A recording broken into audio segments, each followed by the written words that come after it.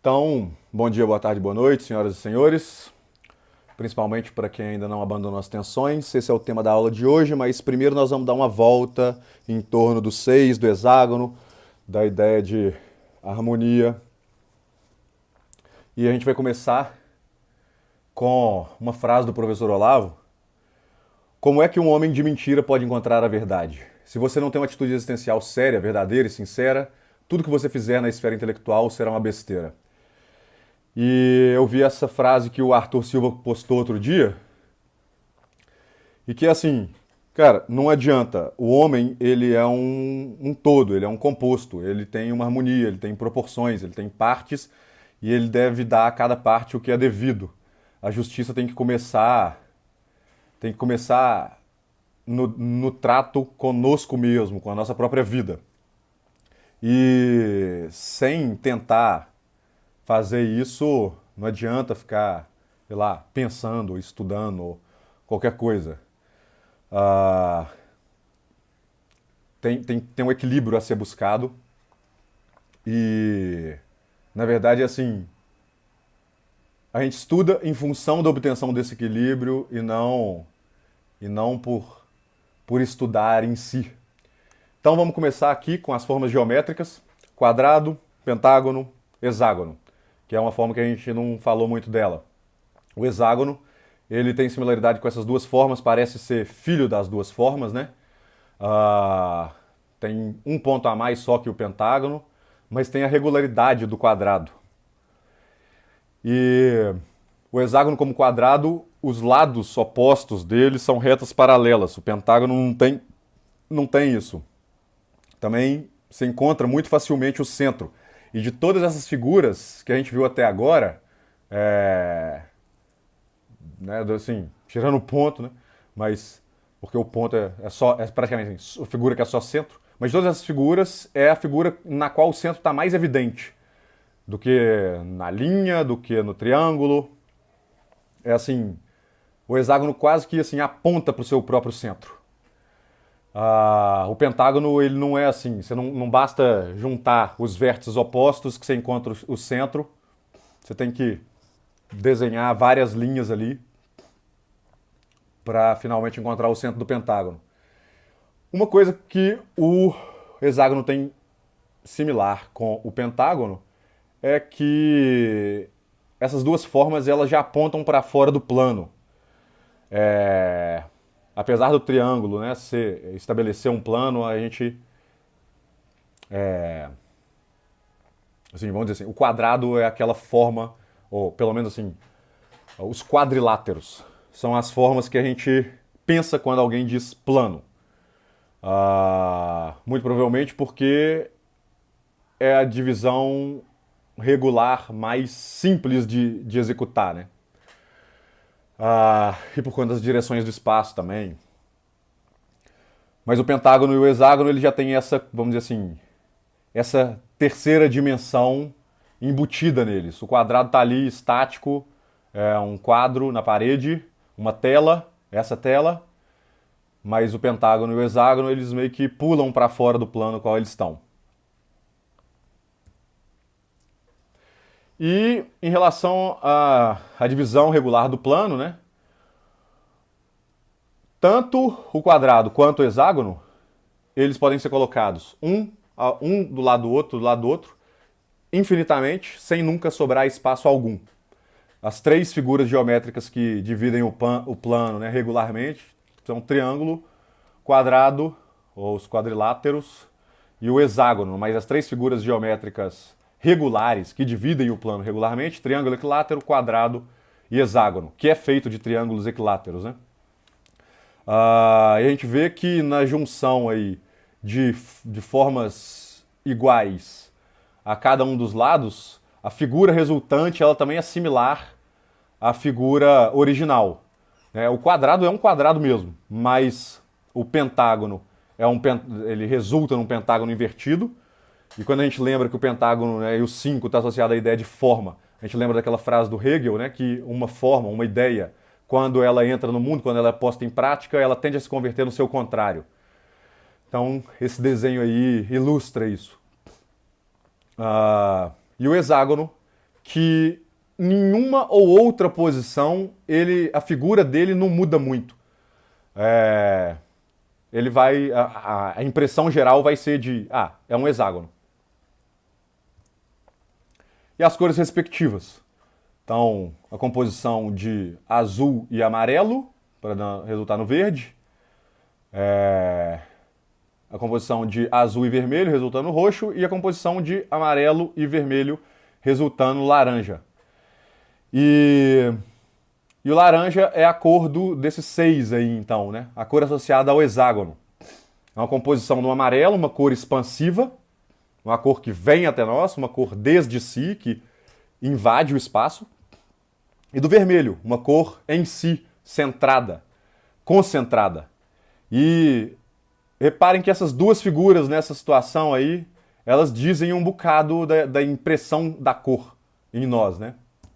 E o laranja, que é esse diagrama aí. É uma cor que ao mesmo tempo tem essa característica expansiva do amarelo, ele é centrado como vermelho, ele está aí no meio termo. E, de alguma maneira, é uma imagem de uma expansão a partir de um centro, uma imagem de uma felicidade, né, de um júbilo pacífico, de uma alegria, mas que não é aquela alegria assim, mera empolgação. Não sei, talvez a alegria... eu não sei, enfim. Eu ia falar aqui dos santos, né? Uma alegria transfigurada, uma alegria que já passou por todas as etapas da criação. E é nisso que nós vamos começar a falar. No último curso que o Olavo deu, Simbolismo e Ordem Cósmica, ele falou bastante sobre a figura da cruz de 6 pontas, que é essa figura que está aí no centro do hexágono, né? E essa figura, ela informa a nossa posição no espaço e informa a posição de qualquer ponto no espaço. Qualquer ponto no espaço sempre tem um alto, um baixo, a frente e as costas, né, atrás, e direita e esquerda. Então, essa cruz de 6 pontas, ela localiza qualquer coisa e localiza, né, logicamente, o homem. Além dessa situação espacial, a gente tem a nossa situação existencial, né, que é o que está no Gênesis, né? No princípio, então, o passado, que traz, se a gente está falando isso agora, então assim, no princípio, agora, e o futuro que está chegando sempre. Então, esse eixo azul aí. No princípio, Deus criou o céu e a terra era informe e vazia, e o Espírito de Deus pairava, as trevas cobriam a face do abismo, e o Espírito de Deus pairava sobre as águas. Então, esse pairava sobre as águas, ele ao mesmo tempo que ele tem uma relação vertical, mas, né, o Espírito domina sobre as águas, ele se move e as águas, ele sopra e as águas se movem, ele é refletido pelas águas, vamos dizer assim, ele é o ato e a água é a potência.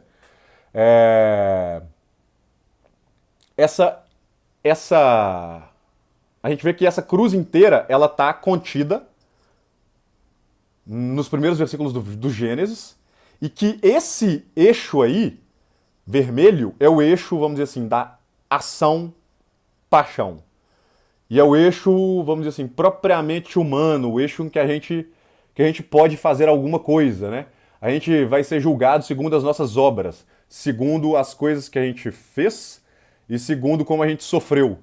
Porque o céu e a terra, e o passado e o futuro, essas coisas não são... o futuro não chegou ainda, o passado já passou, o céu está lá e a terra é como é, não há nada de novo debaixo do sol. E esse eixo aí, ação-paixão, é o eixo que a gente, vamos dizer assim, é o eixo no qual a gente é o que a gente é e é as circunstâncias, né? Eu sou eu e as circunstâncias. Essa imagem, ela também desenha as nossas relações, a relação com Deus e o Espírito, a relação com a matéria e as coisas com o dinheiro. Então, assim, as coisas acima de nós, as coisas abaixo de nós e o próximo. Então, no passado, os nossos pais, no futuro, os nossos filhos, nossa direita, os nossos irmãos e amigos, nossa esquerda, nosso cônjuge, né? Esposa, o marido, do lado do coração. E aí, o que a gente vê é que esse conjunto de figuras, ele tem uma relação muito clara com o corpo E quando a gente coloca assim essas imagens todas, vamos dizer assim, e observa o nosso próprio corpo, a gente tem alguns insights, né? O corpo ele vai servir aí como símbolo, do qual a gente pode extrair uns conhecimentos válidos, verdadeiros.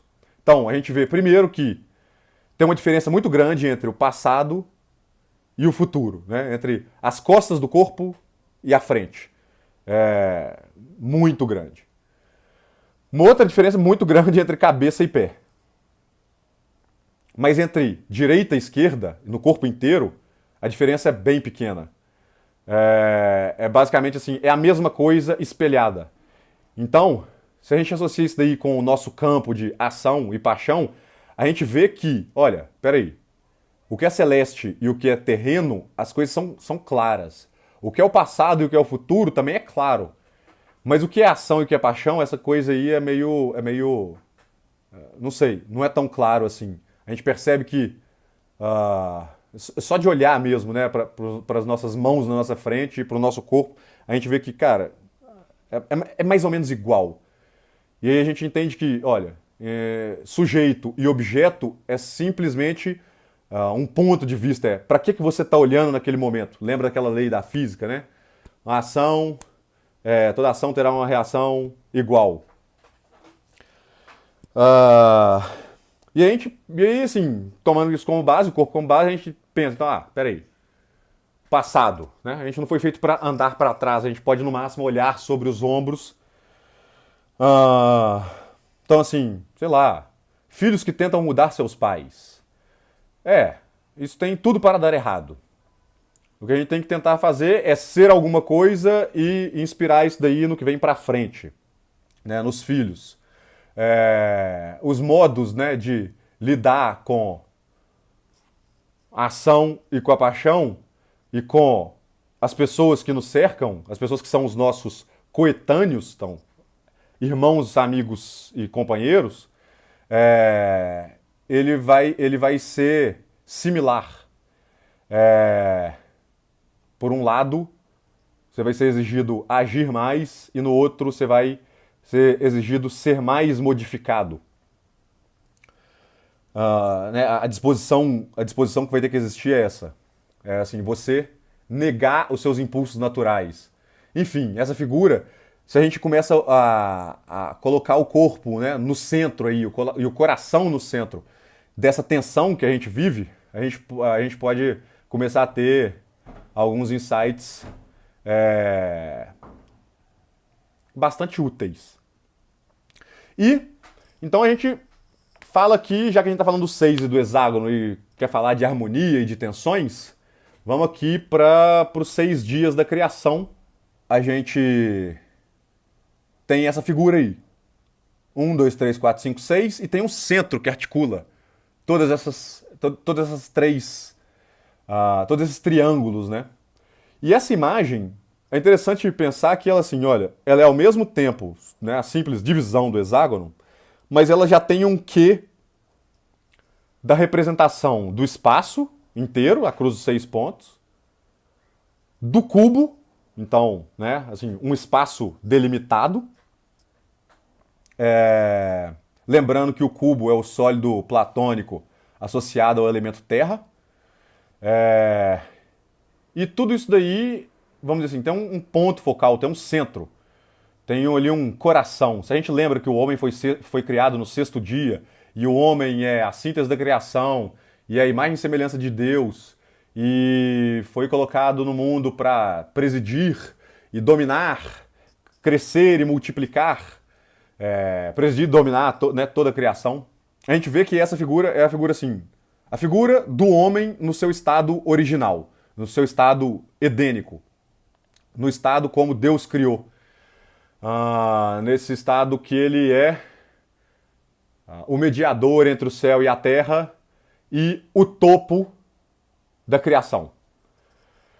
E aí é nesse estado que o homem, vamos dizer assim, né, a imagem e semelhança. E aí a gente entra aqui, então vamos seguir a história, porque lá no Gênesis tem 3 árvores, né? Essa figura do centro, vamos imaginar aí a criação, o jardim, como né? 6 dias, ah, o eixo divino, o eixo dessa árvore e os 4 rios que correm a partir da árvore da vida.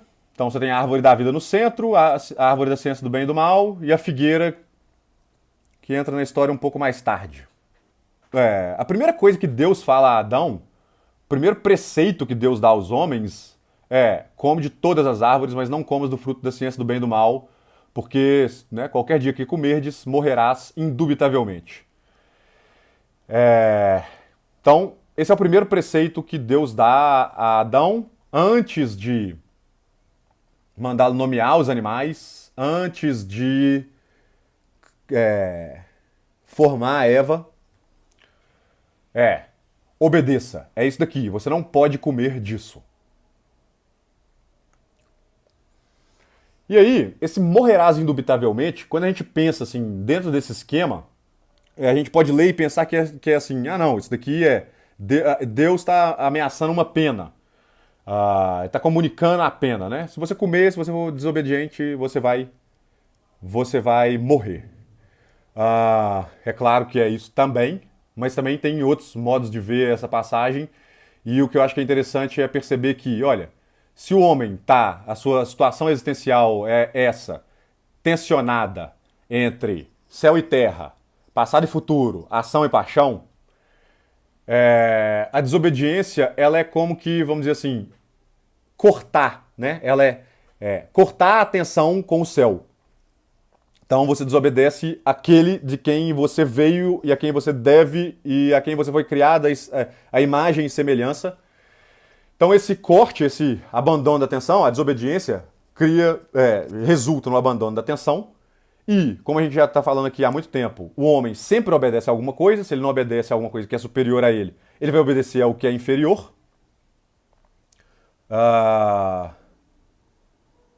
E nesse caso, o homem que é formado de terra e água e sopro divino, afastado do sopro, ele vira terra e água, ele vira terra. Então, ele vira o pó que já o constitui. Então, morrerás indubitavelmente é simplesmente assim: olha, você, se me desobedecer, se afastar de mim, você vai ser aquilo do que você foi tirado. Quando a gente desobedece, se a gente tá aí, né? Se a gente cortou ali esse laço e desfez a semelhança, alguma coisa vai passar a nos controlar. E o que controla, vamos dizer assim, sempre recebe o nome de cabeça. Mas essa daí é a imagem da queda, né? O que está controlando aí é a parte inferior do homem começa a controlá-lo. Então substitui, existe uma inversão, né? E aí, se a gente vê que Adão e Eva, a primeira coisa depois que eles comem do fruto, eles percebem que estão nus, eles se envergonham e logo vão procurar uma folha de figueira para cozer roupas para cobrir suas partes. Só que o que eu acho que é interessante é isso. Então o homem, né, cortou isso daqui, de alguma maneira o homem foi invertido, e aí ele vai cobrir a parte de baixo. Mas é interessante notar que a folha de figueira ela é pentagonal, como essa nova figura, e ela é pentagonal como a mão. E se essa figura é uma invertida, cobrir a parte baixa é como cobrir a cara com a mão. É a vergonha. E essa vergonha, ela é mais ou menos a que está nessa pintura que é a mais famosa das pinturas da expulsão do paraíso, que é Adão está cobrindo a sua vergonha.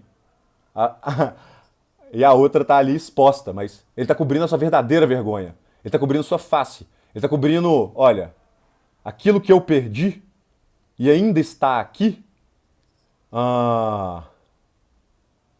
E eu olho e lembro o que eu era e o que eu devia ser. Essa é a verdadeira vergonha.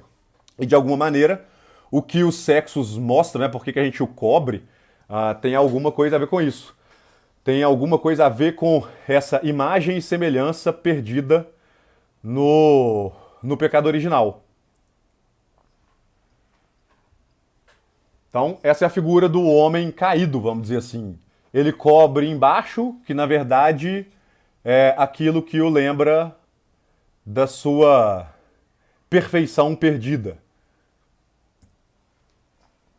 E aí, a gente vê que esse tema da terra, ele volta, né? Então assim, se o homem desobedeceu, se ele cortou o vínculo com o céu, ele se torna como a terra.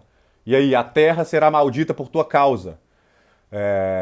Tirarás o sustento dela com trabalhos penosos. Comerás o pão com o suor do teu rosto até que voltes à terra de que foste tomado. E o Senhor lançou-o fora do paraíso de delícias para que cultivasse a terra de que tinha sido tomado. E tem no meio disso daí uma ironia divina, né? Que Deus fala uma hora assim, e eis que Adão se tornou como um de nós. Então assim, ele quis assumir, né, o norte da sua própria vida, conheceu o que é bom, o que é mal, quando esse eixo aí da ação e da paixão, ele é muito difícil, assim, ele não sabe dizer se o que a gente faz é bom ou mal. E aí tem essa ironia divina, assim, ó. Tá bom, Adão se tornou como um de nós, justo na hora que ele perde a semelhança. Deus fala isso. O que eu acho que é interessante é que esse tema da terra. Esse tema da terra, a pena que Deus dá é que, assim, você vai cultivar a terra. Você vai cultivar a terra de que você foi tomado. Então, essa história inteira, ela tem uma figura mais ou menos assim.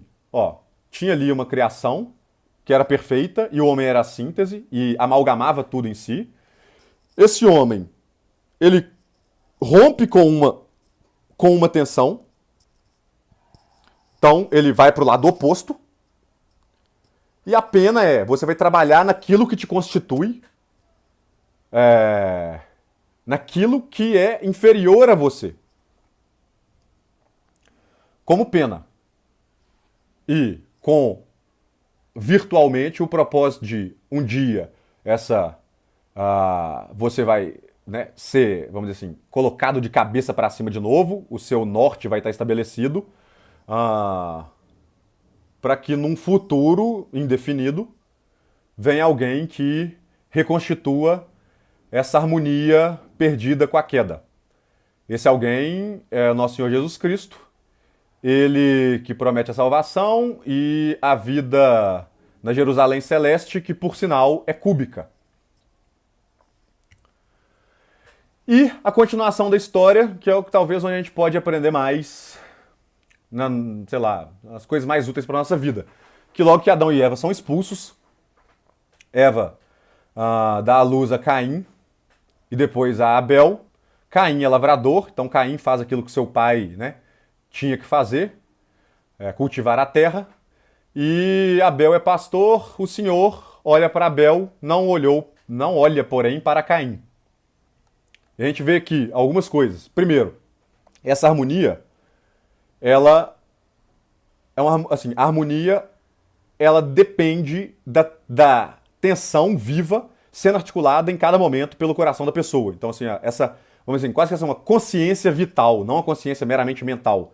Uma consciência vital de que existe o céu, existe a terra, existem né, esses três eixos de tensões, pelo menos. E que não existe vamos dizer assim, uma harmonia garantida. Cada hora tem uma coisa que puxa a gente para um lado e a gente tem que equilibrar aquilo ali, né? Para que essa figura aí hexagonal ela não se disforme, não fique tão disforme. Vamos dizer assim, fazer uma mútua compensação. E aí a gente vê que a solução do pai não serve para o filho. Então assim, não é porque Adão foi lá e cultivou a terra que Caim, cultivando a terra, vai ser tão bom quanto Adão, ou tão digno quanto Adão. Outra coisa é que, assim, trabalhar é pagar a pena. Então, cultivar a terra é pagar a pena. E aí, pagar a pena é uma coisa. Reestabelecer a amizade com Deus é outra coisa. Deus quer mais que a pena. Deus quer mais do que a obrigação. Então, a graça daquele que cria os animais, ele não só cria a comida, né, para os animais, para si, e ele oferece uma coisa que é melhor do que a do irmão. Ele não está simplesmente trabalhando para pagar a pena. Ele está trabalhando para poder comprar presente para um amigo dele, oferecendo mais do que obrigação. Na sequência imediata de Deus não olhar para Caim, e Caim irou-se extremamente, o seu semblante ficou abatido. E o Senhor disse-lhe: Por que estás irado? E por que estás abatido o teu semblante? Porventura, se tu obrares bem, não receberás por isso galardão, e se obrares mal, não estará logo o pecado à tua porta? Mas sob ti está o teu desejo, o seu desejo, e tu o dominarás. Caim disse a seu irmão Abel: Saiamos fora, para matá-lo, né? O que eu acho interessante aí é assim, essa ira de Caim, o semblante abatido, primeiro, semblante, né? Lembrando que é a síntese, assim como o homem é a síntese da criação, o rosto é a síntese do homem, do corpo, da alma também. Então, assim, é uma ira abatida. É ao mesmo tempo uma tristeza e uma revolta. E o Senhor, que já imagina o que está acontecendo ali na alma, né? Já sabe, né? Já imagina, não, já sabe o que está acontecendo na alma de Caim. Sim, ele vê que, primeiro, Caim sabe que a ira é a consequência da consciência da dívida. Cara, eu só paguei a pena e tô querendo uma amizade para quem eu não fiz nada. Quando a pessoa se vê nessa situação e ela vê que outra pessoa do lado ela tem mais coisas, tem mais graças, sei lá, seja materiais ou relacionais ou divinas, é fácil a gente se achar injustiçado e começar a chamar Deus de injusto. Por que deu pro outro e não deu pra mim? E esquecer, né, que assim, não, deu pro outro, não deu pra mim, porque o que o outro deu não foi o que eu dei. E aí Deus fala isso, assim, ó, existe aqui, ó, o mau trabalho, né, o bom trabalho é recompensado, o mau trabalho conduz ao pecado. Que o mau trabalho cara, eu tô aqui, eu tenho esse conjunto de tensões a harmonizar, eu tenho consciência que uma coisa que eu não posso perder é esse eixo vertical, vamos dizer, essa relação com o Criador. E se eu não estou trabalhando nisso, eu estou fazendo um mau trabalho, porque o trabalho do homem é ser um mediador. Eu posso estar aqui construindo, sei lá, torres, impérios, mas, cara, do que vale o homem vir ganhar o mundo se vier perder sua alma? E a consequência é que quem não domina o desejo será dominado. Deus fala com Caim, ó, seu desejo está sob ti. Então assim, ó, tem aqui essa imagem e tem coisas que estão abaixo de você. Né? Os seus desejos eles estão abaixo do seu centro, do seu coração, de quem você é. Você pode dominar. Se você não dominar, a figura se inverte. E será homicida pela ira, pelos desejos. Será homicida por quê? Não é que será homicida do irmão só. Será homicida de si, primeiro e depois do irmão. Porque, assim, abandonar a atenção é uma forma de morrer. Voltando lá, virar como terra, virar pó. Abandonar essa atenção é fazer-se morto. Então, assim, a gente mata porque a gente já se matou. Então essa daí seria a figura de Caim. Né? Tem ali uma coisa para baixo, né? Um desejo que está sob ele, mas que é um desejo grande, que o domina. E se volta, sobe como ira, e desânimo, e homicídio, e desespero, esse sentido de injustiça. Então, ele vai chegando ao fim, né? Essa ideia de que abandonar a atenção é morrer. Quem morre incita os demais a morrer, porque é muito duro você ver alguém que está tentando manter a atenção, que não está ali simplesmente, né, rezando pela cartilha, que está tentando fazer com que seu coração seja o árbitro desse conjunto de tensões. Quando você vê alguém que não abandonou isso, é humilhante, que é assim, pô, eu devia ser isso, e eu não estou sendo. Então, desperta a inveja, desperta a ira, desperta a vergonha, desperta um monte de coisa. E aí, assim, ou você aceita a humilhação e fala assim, tá bom, então eu vou criar vergonha na cara aqui, ou você vai se revoltar, e essa revolta vai ser, assim, uma espécie de morte mesmo, vai ser, cara, tá bom, eu desisti de manter a atenção, me fiz como terra, e agora, de onde eu tô aqui, eu não quero ver mais ninguém, porque se eu ver alguém que tá tentando manter a atenção, elas vão lembrar que eu já desisti de viver. Isso pode acontecer na relação, sei lá, pai com filho, acontece bastante. Então, assim, não, por que você vai virar padre? Por que você. Ah, não, você podia, assim, simplesmente ganhar dinheiro aqui, bem melhor. É, sei lá, esposas que cobram do marido, que ele ganhe mais dinheiro enquanto que o cara tá querendo estudar. Amigos que cobram dos outros. Pô, cara, agora você não é mais tão divertido quanto você era. E isso sempre desperta inveja, que é assim, ter pão e não suportar que o outro tenha carne. Ou vinho.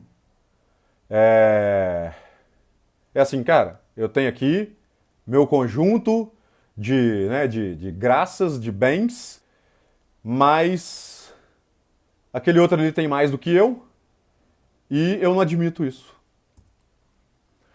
E aí é interessante lembrar que, assim, cara, num dado momento, Jesus fala isso daí, raça de víboras. Como podeis dizer coisas boas, vós que sois maus? Porque a boca fala da abundância do coração.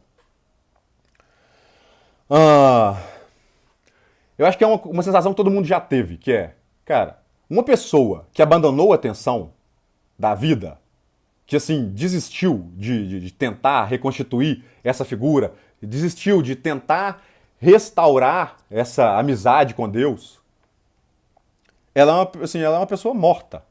Ela é assim, ó, você tem um coração mau porque você não está buscando bem. E aí tudo que ela falar, todos os conselhos que ela der vão ser assim, tá bom, eu tô entendendo o que você tá falando. Pode até ser conselho bíblico, passagem bíblica. Mas é assim, cara, sei lá, velho, não sei, não sei. Você não é isso aí. A sensação nossa é essa, assim, são conselhos de mortos, letra morta de um espírito morto. É assim, cara, não sei, tá bom, pode até ser que isso daí, assim, é, enfim, é assim, a gente não vai escutar conselho de morto. Quem está querendo manter a atenção e está querendo restaurar a amizade e reconstituir a harmonia, cara, procura gente viva, entendeu? Procura, sim, as pessoas que te melhoram, te elevam e que te ajudam a centrar-se, né? A voltar para esse centro de uma maneira que você consiga reunir e tensionar todos os aspectos da vida, né? E se colocar no seu lugar próprio, né? Sim, eu sou esse ponto, tem esse mundo inteiro à minha volta e eu tô falando do meu lugar. Não, né, sou um ser excêntrico, não assim, o que tá falando é uma coisa aqui e eu tô lá. E aí, se a gente vê, a gente chega nessa figurinha aqui. Isso é toda a lei e os profetas. Amar a Deus sobre todas as coisas e ao próximo como a si mesmo. E aí a gente vê aquela figura anterior, né? Então assim, cara, assim, Deus, matéria e aqui as relações humanas, tá? Amar a Deus sobre todas as coisas é ter esse eixo aqui reconstituído de uma maneira que ele possa ser movimentado, né? E amar o próximo como a si mesmo é uma garantia de que você não vai emperrar aqui no centro e nem vai colocar muito peso, porque assim, amar a si mesmo, ele vai, se a gente lembrar daquilo lá, assim, ó, você vai estar tensionado por baixo, primeiro uma inversão, e se você dispõe, né, coloca seu amor em outras coisas, você vai criar assim desequilíbrios na sua vida. Então na hora que isso daqui, deixa eu tentar. Na hora que isso daqui girar, ao invés de girar harmonicamente, vai girar meio assim, né? Uou! Uou! Altos e baixos. Altos e baixos. Altos e baixos. Tá? E a gente vê que também, assim, esses dois mandamentos, eles são mandamentos, mas eles também são um conselho de paz. Eles são um conselho de, a paz que o Cristo dá aos homens, né? É assim, cara, se você tem um eixo, reconstitui essa relação e distribui os seus afetos, vamos dizer assim, ordenadamente, se você, vamos dizer, trabalha nisso, o resultado, né, o resultado almejado é que o tempo passe, então assim, o quaternário gire e você esteja num centro, que aquilo ali seja, vamos assim, harmônico, pacífico. Seu coração está em paz, tudo acontece à sua volta, né? A paz dos mártires, né? Assim, cara, pode acontecer qualquer coisa e eu tô no meu centro, eu tô ah, onde Deus está, na imagem, né? Que me cabe, ocupando o meu lugar, e aí a harmonia está reconstituída. Já está vivendo, né, no paraíso antes de ter morrido. E eu acho que é isso. Espero que vocês tenham gostado. Fiquem com Deus e até mais.